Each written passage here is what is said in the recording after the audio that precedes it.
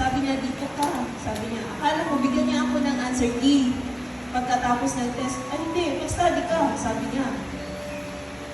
Ayun. Pinasok na naman ako sa wrestling. Diyan ka. Kasi alam ko na hindi ka pababayaan. Pagdating sa pamilya, very, very supportive. Lahat na lang, sa love, sa financial, emotional, lahat spiritual. Siya ang pinaka-nanay po kasi malayo ako sa nanay ko. Siya yung parating nag-a-advise. Oo, strict kasi auntie. Hindi ko maano yan kasi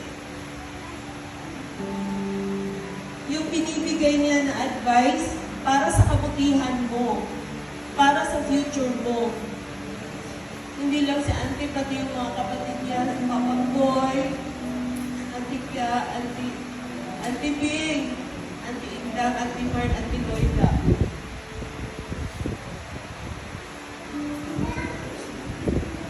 Thank you, Ate, sa support, sa pagmamahal mo sa amin kahit nahihirapan ka, hindi mo kami nakalimutan.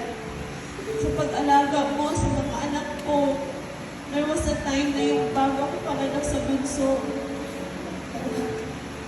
ay nakarating sa bahay, yung si Chichay, inuwi na siya sa amin, naka-eyebrow na siya, infant pa, wala pang one-day old.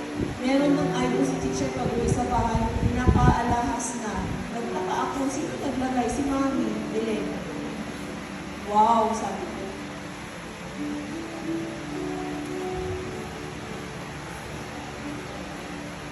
Tuyo, Auntie, makapahinga ka na. Maraming salamat. Sa memories, hindi ka namin makakalimutan. Mawala ka na sa